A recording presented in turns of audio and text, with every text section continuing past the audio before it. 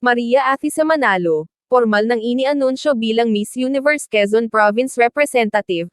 Athisa Manalo, frontrunner agad at isa sa itinuturing na wantabit ngayong Miss Universe Philippines 2024.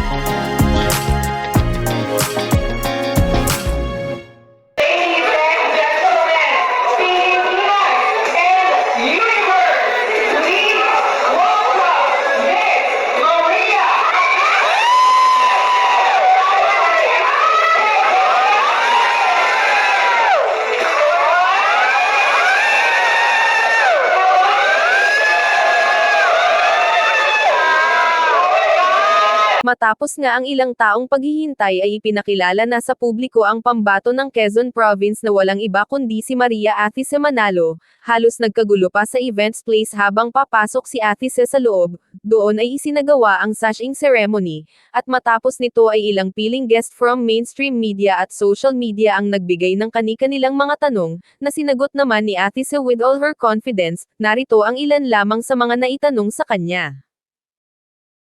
I think I should be the next Miss Universe Philippines because I would really work 101% to be the next Miss Universe in all the Philippines. Question, kasi yung last pageant was 2018 and then nag-start siya, speculate na mag-join ka ng pageant 2020 and now 2024. What keeps you parang nagpawait sa ating mga pageant fans? You know, all the fans, when after my BD Filipinas 10, I knew that I wasn't done with pageantry yet.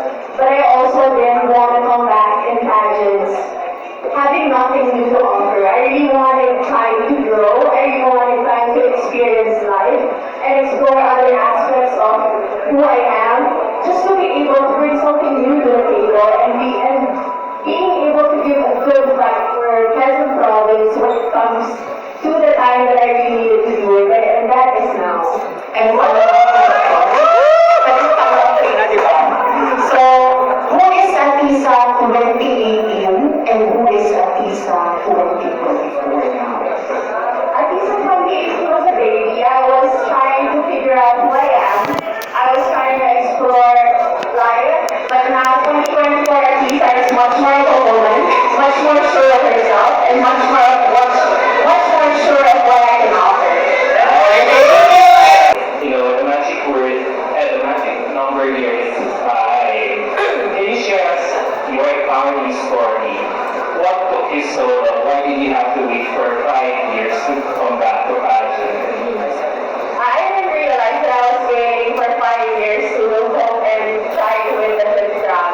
That must be a sign. That must be a sign. But I really wanted to offer something new to the table. I wanted to fight that when people see who I am now, they will much more believe in me. They will think that I can do it, and they wouldn't think twice that I won't be able to offer something new. So I was just focusing on really trying to explore different aspects of my life then, trying to grow as a person and learn as a person and have more life experiences so I have stories to share, wisdom to offer to other people, so I feel that. Can you be more specific about it? What life experiences, what kind of growth that you went through? Kasi ngayon for the longest time when people would be telling me, would ask me if you would be coming back, parang ko sinasabi, she seems to be content with what she's doing now, especially after I heard that you're the reason why Omi is existing here. You brought the franchise here in our country. How did you find yourself? How did you empower yourself to become the successful businesswoman that you are right now today? I think from the very beginning, it came from necessity, honestly. I came from humble beginnings, so I wanted to make a better life for me and my family. But after that, I realized that when you try to explore other aspects of your life, especially entrepreneurship, where you get to meet a lot of people, where you're faced with a lot of challenges, and that you are the hands of all your employees, or 1,000 employees are on your hands. I think that really made me grow as a person, just thinking of more than myself, thinking of my responsibility and